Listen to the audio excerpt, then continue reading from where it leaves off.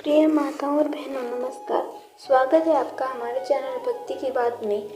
आज हम आपके लिए लेकर रहे हैं सोमवती अमावस्या की कथा। एक साहूकार के 7 बेटे, 7 बहुएं और एक बेटी थी। साहूकार के एक जोगी भिक्षा लेने आता था तो साहूकार की बहू भिक्षा दे देती। जब कभी भी साहूकार की लड़की भिक्षा लेकर आती तो जोगी भिक्षा नहीं लेता था और वह कहता कि लड़की तो सुहागन है पर भाग्य में दुआग दुआग लिखा है। ये सुनकर लड़की सबक सुबकने लगी। माँ ने पूछा, बेटी तुझे किस बात की चिंता है? अब वह लड़की बोली कि एक जो भिक्षा लेने को आता है वह कहता है कि तो सुहागन है पर तेरे भाग्य में दुआग लिखा है। यह बात सुनकर माँ बोली कि उस जोगी की बात मैं सुनूंगी। अगले दिन माँ छुप कर बैठ गई। जोगी भिक्षा लेने लड़की भिक्षा देने लगी तो आज भी जोगी ने वैसा ही बोला। इतनी बात सुनकर माँ निकल कर आ गई और बोली कि एक तो हम तुझे भिक्षा देते हैं और ऊपर से तू हमें गाली देता है। जोगी बोला कि मैं गाली नहीं देता, सच्ची बात कहता हूँ, इसके भाग्य में ऐसा ही लिखा है। तब माँ बोली कि अगर तुझे इतना ही मालूम है तो इससे बचने का उपाय भी मालूम होगा। जोगी बोला कि 7 समुंदर पार एक सोना दोबन रहती है, इसने सोमवती अमावस्या कर रखी है। अगर वह इसे आकर फल दे दे तो इसका दुहाग टल सकता है, नहीं तो विवाह के समय सर्प काटने से इसकी मृत्यु हो जाएगी। यह बात सुनकर माँ बहुत रोने लगी। अम्मा सोना दोबन के पास गई। रास्ते में बहुत तेज धूप पड़ रही थी तो एक पीपल के पेड़ के नीचे बैठ गई। पेड़ पर गरुड़ पंखनी का बच्चा रहता था जिसे सांप डसने आया तो साहूकार ने सांप को मार दिया और बच्चों को बचा लिया। अब गरुड़ पंखनी आई और जगह खून देखकर साहूकारनी को चोंच मारने लगी। साहूकारनी बोली, मैंने तो तेरा बच्चा बचाया। अब गरुड़ पंखनी बोली कि तूने मेरी बच्चे को बचाया तो 100 कुछ मांग ले। साहूकारनी बोली, पहले वचन भरो। गरुड़ पंखनी बोली, मैं तुझे वचन देती हूँ। साहूकारनी बोली, मुझे 7 समुंदर पार सोना दोबन के घर पर छोड़ दो।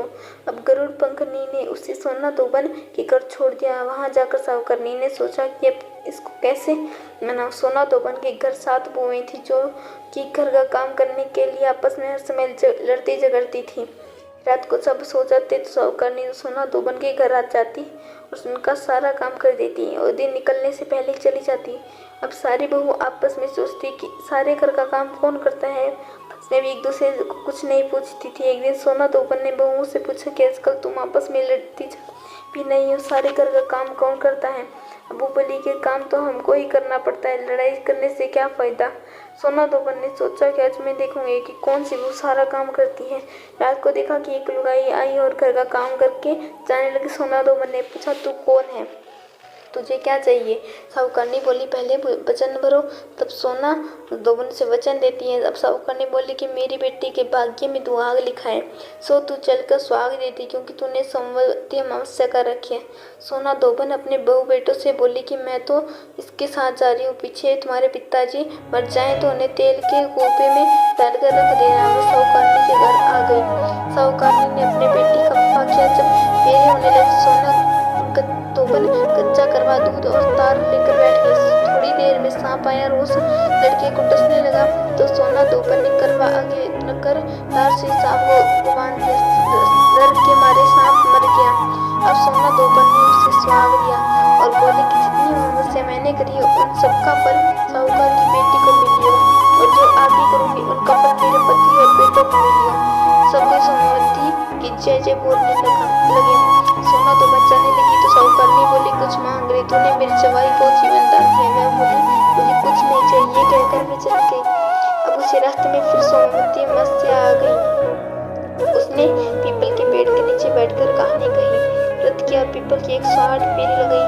पीपल की पूजा करने के बाद वह घर पर गई और वहां जाकर देखा तो उसका पति मरा पड़ा है।